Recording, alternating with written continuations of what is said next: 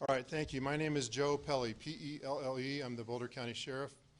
I'm here with Governor Polis and Representative Neguse, Senator Bennett, and others. We're going to give you a briefing and answer whatever questions you might have this morning. County Commissioner Claire Levy's here with me, Director of Public Safety Mike Hilke from the state. Overnight, firefighters continued mitigation efforts.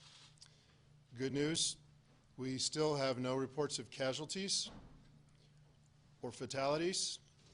The one missing person we had last night has been accounted for and is well. So that's awesome news, and actually, I think, given the events that we had yesterday, pretty miraculous. We were fortunate that the winds dissipated last night. We're expecting snow today. That snow has already started. We're hoping to see 3 to 6 inches of snow and some good moisture. That's certainly going to help our efforts. This morning, Governor Polis, myself, and others flew over the area to assess the damage. We know there are approximately 2,000 homes in the burnt area. We certainly did not lose 2,000 homes. We did see entire subdivisions, as I talked about last night, the west side of Superior, Old Town Superior, that are totally gone. That accounts for easily for 500 homes. West of Superior, out towards Marshall, El Dorado Springs area, we saw dozens of burned out homes. The south side of Louisville suffered some pretty catastrophic losses as well, dozens of homes. Damage assessment is continuing today. We won't have final numbers until late tonight or tomorrow, but we are fully expecting this to be 500 or more homes that were lost. The fire burnt in an interesting dynamic with mosaics. You can see how the wind and the topography drove that fire in certain directions, devastated some neighborhoods and some blocks, and left neighbors standing and intact. I know residents want to get back to their homes as soon as possible to assess damage. In many of those neighborhoods that are currently blocked off, it's still too dangerous to return. We saw still active fire in many places this morning, and we saw down power lines. We saw a lot of risk that we're still trying to mitigate. As soon as residents are able to get back, we're going to let them back. That's our goal. We don't want to keep people out of their neighborhoods or their homes. Last night, there was a boil water announced for the town of Louisville, city of Louisville. That now extends to the town of Superior. The issue is water pressure was lost in those communities, and so water is potentially contaminated, even domestic water, and it'll need to be boiled in those areas in the southern part of the county around Louisville, Superior, and in Superior. I want to stress that all of the trailheads east of Highway 93 and McCaslin to the south are closed. Stay out of that area. We still have power line issues and fire. We've received an outpouring from the community to be volunteers and to make donations. We appreciate this, but please do not self-deploy to those areas. And for those who want to volunteer, please visit coloradoresponds.org. If you want to make donations, go to our website at boulderoem.com. There are details on how to make donations and how to register and be available through the Red Cross or the Community Foundation of Boulder County. We have a community call center established. This call center has information concerning the fire's impact on Boulder County and can be reached at 303-413-7730. 303-413-7730. Again, we ask if you have general questions about the fire, your neighborhoods, road closures, please call the call center. Do not call 911. I'm going to turn that over to Governor Polis now. Thank you. Thank you, Sheriff Pelle. Just moments ago, we did an aerial reconnaissance mission thanks to the Colorado National Guard of the areas impacted. We were able to do it in the brief window before the snow, and how grateful we are that the snow has started. There were still some areas with active flames. Mostly it was looking at the neighborhood level devastation. As the sheriff indicated, there's neighborhoods where, because of the nature of the fire spread by gusts of up to 105 miles an hour, it would spread to a house here or there, over other houses, past other streets. A very unusual burn pattern. And the other unusual factor is just as in the blink of an eye. This was a disaster in fast motion, all over the course of half a day. Nearly all the damage, many families having minutes to get whatever they could, their pets, their kids, into the car and leave. The last 24 hours have been devastating. It's really unimaginable. It's hard to speak about. Like many Boulder County residents, I have texts and voicemails from friends letting me know whether they're safe or not, what they've lost. I also spoke to the president just before this press conference. The president called. He offered his support for the people of Colorado. They also gave verbal authorization. The president approved the expedited major disaster declaration, and that'll be finalized and papered in the next couple hours. What that means is it allows those who suffer loss, small businesses and homeowners, they won't have to wait for the preliminary damage assessment for housing and small business assistance. So that will be forthcoming very soon because of this disaster and the actions that the president took. And the president sends his regards to the people of Colorado and those impacted. This hit close to home for so many of us, literally in some cases for those of us who live nearby, but also in terms of this being a fire that wasn't a wildfire in the forest. It was a suburban and urban fire. The Costco we all shop at, the Target we buy our kids' clothes at, all surrounded and damaged. Nearly 1,000 homes in two very tight-knit, beautiful communities that our state has are gone. And, you know, we talk about houses destroyed, but each house is not just a house, it's a home. It's a sanctuary of comfort for those who live there. It's a reservoir of memories where families were raised. You know, it feels like we've experienced enough loss and tragedy these last 2 years, and then yesterday happened over the course of several hours. This is our community, and to watch it burn so quickly, so unexpectedly, is something that I think we're all just struggling to believe and understand. So different than fires that over a period of weeks and months develop. This played out with 105-mile winds over the course of half a day. We are going to work hard with families and small businesses to rebuild our treasured communities, homes and sanctuaries for folks, the short-term impact for housing needs. So far, it looks like the two major hospitals in the areas were spared. Looks like schools were spared. And we might have our very own New Year's miracle on our hands if it holds up that there was no loss of life. We know that many people had just minutes to evacuate, and if that was successfully pulled off by all the affected families, that's really quite a testimony to preparedness and emergency response. I also spoke to the FEMA administrator this morning and let her know that that with this expedited major disaster declaration, we're going to need all the help we can get. She asked other ways it could help. We talked about short-term housing needs. We talked about additional needs for hospital capacity because of the hospital, Avista, that will be, while not destroyed, out of commission for a period of days or weeks. It's uncertain when that'll be back at 100% capacity. You know, Mr. Rogers once told his audience, when I was a boy and I would see scary things in the news, my mother would say to me, look for the helpers. You'll always find people who are helping. And time again, we see those helpers here in Colorado. Sheriff Pelly, his deputies, Director Stan Hilke, National Guard, hundreds of brave firefighters from municipal fire departments across the Denver metro region, law enforcement, first responders. Many of these brave men and women themselves lost homes or were uncertain whether they even had homes to return to, but they stayed on the job And on behalf of a grateful state of Colorado, we want to say a profound thank you to everyone who's helped. I'm now going to say a few words in Spanish. Buenos días. Las últimas 24 horas han sido absolutamente devastadoras. Es difícil de imaginar lo que ha pasado y difícil hablar de esta mañana. Esto no se siente real, se siente como si estuviéramos viviendo en una pesadilla.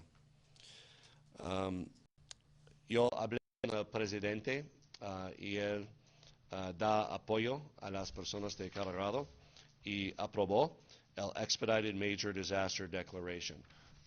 Y los fundos pueden ir a los negocios y a las personas que pierdan sus casas.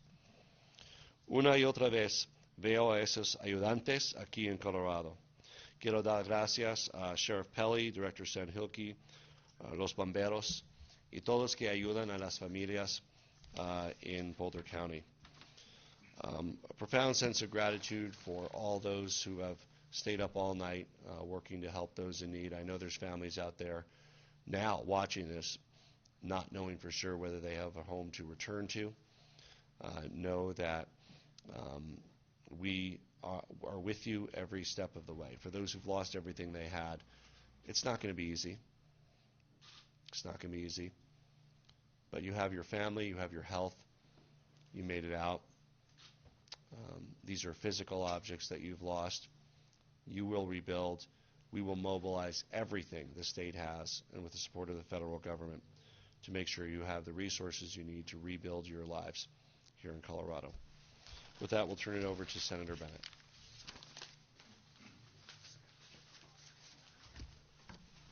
Thank you, Governor. Thank you for your leadership again in another profoundly difficult moment for this state with just one day left in the calendar year.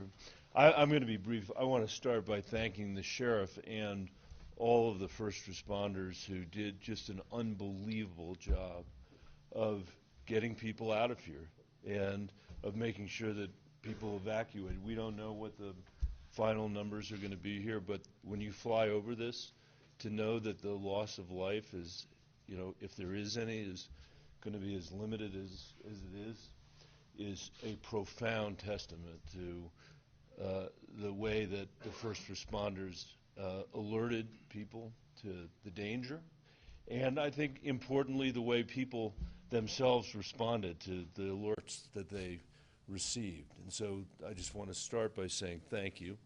And second, I want to thank President Biden for responding so quickly here, and you have my commitment, and I know the commitment of the entire congressional delegation to with the government.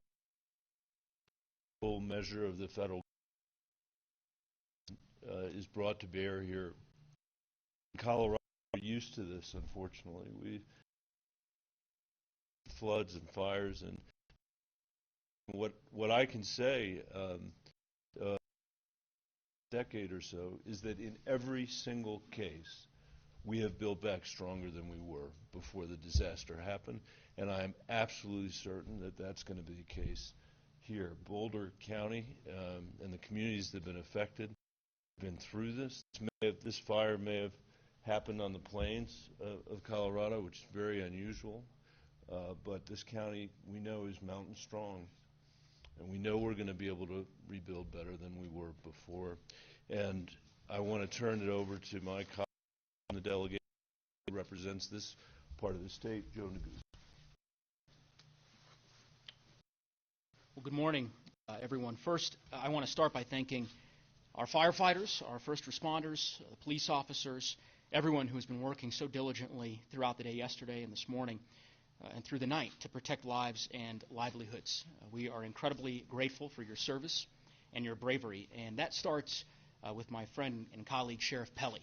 Many of you know that Sheriff Pelly is one of the longest serving sheriffs in Colorado history, and he has had his fair share, more than his fair share, of disasters during his tenure, and we are so grateful for his leadership and the work that all of his incredible firefighters drove up last night from West Metro, Denver, really across our community. Thank you to Governor Polis for his leadership, to Mayor Stoltzman and Mayor Folsom both of whom have done an incredible job under some really troubling circumstances, leading their respective cities of Louisville and Superior, not knowing whether their homes were safe during this terrible tragedy. Yesterday was a devastating day for Boulder County, Superior, and for Louisville. These fires, as you heard the governor say, are unprecedented. They moved through neighborhoods with a speed and a magnitude like we have never seen before. And we know already that the damage will be costly and disastrous, and we saw that for ourselves during the overflight that we just took a few minutes ago with the governor and the senator. As the sheriff laid out, there are countless families in our community today who are learning that they have lost their homes and all of their possessions. For each of the individuals who are learning of this loss, for those who have been evacuated from their homes, we stand with you, ready to assist you in any way that we can. I had the opportunity yesterday to visit with many individuals, constituents, neighbors at one of the major evacuation sites in Lafayette, in my hometown, at the YMCA. And to hear their stories, as the governor said, many of whom literally had minutes to evacuate their homes and learned that they had in fact lost everything they owned, was heartbreaking. But I also was heartened to see so many of our fellow Coloradans there at the evacuation center, dropping off supplies, neighbors taking care of neighbors. It's the Colorado way. It's what we're known for, and that is certainly on full display today. Our prayers are with everyone impacted by the fires. It's going to be a long road to recovery. We are grateful that FEMA gave swift authorization yesterday to the FMAG grants that were necessary to help battle the flames, and grateful to President Biden for his swift approval today of the major disaster declaration, which will be critical in terms of bringing federal resources here to Boulder County and to the many homeowners who have lost so much, for folks who are looking for housing assistance, small business assistance, and so forth. We'll be working with FEMA over the next several hours and with the state and local leaders to ensure that those resources are brought to bear as quickly as possible.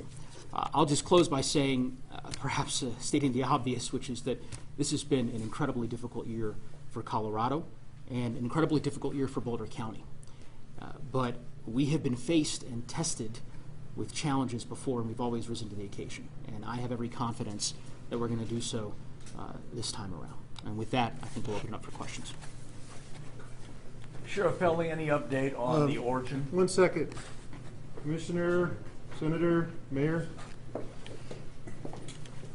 Thank you, everyone. I'm Ashley Stolzman, Louisville Mayor. I just want to take a moment to thank all of the first responders, Police Chief Dave Hayes and our Fire Chief John Wilson, for the tremendous effort they've put forward. I also want to thank everyone for their patience. We need community members to continue to stay out of the area until the evacuation order is lifted. And when folks do get back, we need everyone's help in conserving water. We're still under a boil order, and so we need everybody to follow the instructions on the CDC website and maintain safety if you are drinking the water. Louisville's a very strong community. We stand with Superior. We share a high school, we share a library, and we're going to get through this together. We've supported each other nearly for 2 years through the coronavirus pandemic, and we'll continue to support each other and work through this. So thank you all for your patience, and please continue to follow the instructions on the OEM website. Okay. Questions? Governor, Sheriff, any update on the origin? Any reason to believe it's anything other than high winds, a power line, sparks, and dry grass? We do know we had power lines down in the area of the origin of the fire. The origin of the fire hasn't been confirmed. It's suspected to be power lines, but we are investigating that today. And we have folks on the ground as we speak trying to pinpoint that cause. Anything else being investigated, Sheriff, other than the power lines? We're investigating anything we find out there. Residents would like to know about containment or plans for the fire today. The fire, the snow has started. Absent any major changes in the weather, there's very limited potential for additional negative impact. There are still some smoldering flames. There's finalization, but at this point, as long as the weather holds up here, there's not going to be substantial additional damage from this fire. And I want to introduce a hero, Mike Smith, Smitty. He's been the incident commander on this fire since it started, and is hopefully being replaced today by a federal incident manager but he's done a hell of a job on very little sleep, and so he's available for those type of questions as well. The governor said there were nearly 1,000 homes lost. Is that accurate? So it's all a good guess right now. As I said, we know we lost approximately 500 homes around Superior, the west side of Superior. We saw dozens of homes burned out in between Superior and El Dorado Springs. We saw dozens of homes burnt in the south part of Louisville. I would estimate it's going to be at least 500 homes. I would not be surprised if it's 1,000. We also saw in the aerial reconnaissance there were some homes that were partially destroyed. There were areas where there were roofs that were burnt out. So in addition to completely destroyed homes, you know, with burn pits, there was a number of damaged home and damaged commercial properties as well. So some were totaled, some were destroyed. It'll take some time to get the final numbers back for the exact numbers, but as the sheriff indicated, over 500, upwards of 1,000, as well as a number of stores and commercial properties that were damaged. Governor, Sheriff, you were talking about maybe 1,000 homes, 2-3 people a home, 2,000 or 3,000 people. We're getting ready for snow here. How are we going to house all of these people? What are the plans? Realizing it's early, what can you share with those that are wondering where they can go, what they can do? Yeah, well, there's temporary emergency shelters, and those will, of course, serve people as long as needed. This was also a topic of my conversation with the FEMA administrator and the president about what FEMA can do to help support some of the medium-term housing needs of members that want their kids to be able to return to their school, want some sense of normalcy before the actual physical rebuilding of their home can occur. So that's going to be a priority of our administration, working with the federal government to provide as many options to people as possible. The county and the sheriff did a great job standing up the emergency shelters, and it's my understanding there's about 200 people currently at the emergency shelters. Again, many have fled to stay with friends or you know, in other areas, and that will likely continue as long as it's needed to serve those 200 people. Usually in these type of events, that can be a matter of weeks. What's the strategy for mitigating this fire? It had to have been incredibly difficult with those fires, and talk to us a little bit of what your firefighters went through, please. Smitty, come on. So our strategy from the beginning was life safety. So with the winds the way they were and the fire behavior from the initial start of the fire was moving basically at the same speed of the wind and the light fuels. So our priority was to work in conjunction with our partners with law enforcement, EMS, and fire to get people out of the way. We didn't actively fight the fire for the first few hours. It was really about life safety. As we started to get a little bit of ahead of the curve, we started to be able to anchor into some of the places and get some good firefighting done, but our priority through the entire event was life safety for both public and firefighters. And just to highlight how rapid this event was, this was a rapid fire over a period of hours with gusts of up to 105 miles an hour, leapfrogging instantly over highways, over roads, across neighborhoods. Really kind of an alignment of many of the worst possible factors that firefighters fear. I mean, first of all, a very dry fuel. We've had very little precipitation, very little snow, coupled with gusts of up to 105, 110 miles an hour, really led to a combination that was more destructive in a shorter period of time than anything we've seen. Sheriff Belli, can you talk a little bit more about the power lines that were involved in this? Were they high tension lines? Were they local service? And then also, Sheriff, you and Governor, I wonder if you can share a little bit what you saw from the air and what everything looked like on the ground. Be a little bit more specific with those details. So I don't have details. My view of this entire event is from a sort of a 30,000 foot level. I don't know what kind of power lines or, you know, whether they were transmission lines or individual lines into private property. I don't know. We are, again, actively investigating today, trying to determine the origin and cause of the fire. And when we get that and we narrow it down, we will make that public. What was the second question? Can you describe kind of in detail what it looked like above? Everyone's kind of seeing it from the side right now, but what is, you know, are all the homes and neighborhoods destroyed? Leapfrog? How does it, no, it's like any other fire we've seen where it's a mosaic, and the fire runs in fingers based on topography and winds, and you'll see where the fire infuels like in gulches where there's shrubs and taller grasses, where it entered neighborhoods and took out like an entire block and then left everything around it standing. And then, on the other hand, like on the west side of Superior in that subdivision in the old part of town, there's an entire community that's completely wiped out. That's just smoking holes in the ground. So it was intense in places, and then other places it just got in topography, driven by the wind, and it ran in fingers. Can you tell us what you know about utility lines and the potential for freezing temperatures overnight? I know they're working as hard as they can, as fast as they can to restore power.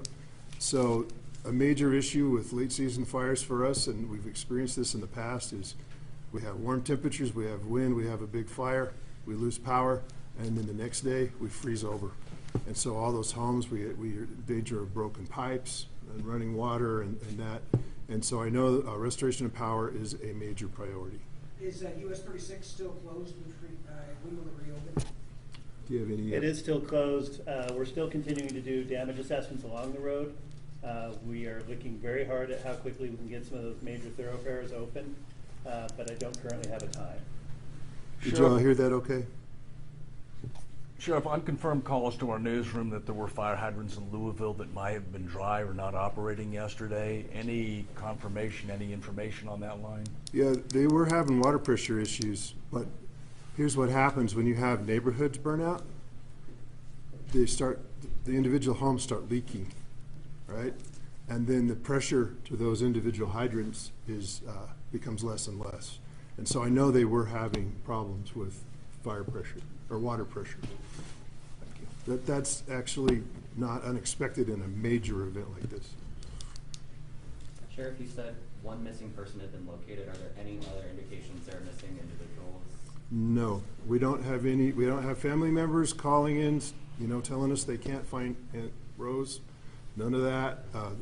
The one lady that was reported last night was found fine.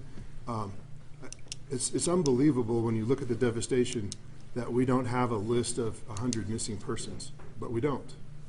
And so, again, I'm hoping that's a miracle, because it would be, given the circumstances. Any other utility issues, gas lines, anything else like that to be aware of or to get back in operation?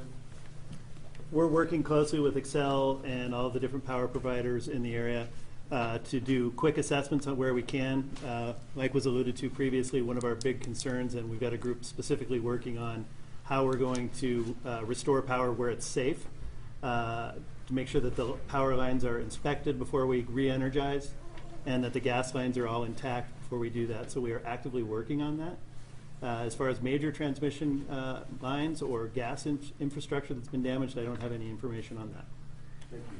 Sheriff, Governor, lots of calls to our newsroom from people wanting to know if their homes are still standing or destroyed. What is the best way you recommend people to get that information? You're obviously limiting access in some areas. What do you say to those people that want to know? So once the damage assessment is done address by address, we'll be able to post a list of homes that were lost. That won't happen for a while. That will take at least a day to accomplish that. There is a map of the burn area that will be posted on the Boulder OEM website. Please keep in mind that only a portion of the homes in that burn area are affected, and there are a lot of unaffected homes. There will be the ability, I think, soon for flights, that kind of thing, to give more information to the public. But right now, I can't provide information on specific addresses. How satisfied were you with your readiness level and the equipment you needed to fight this best you could, sir?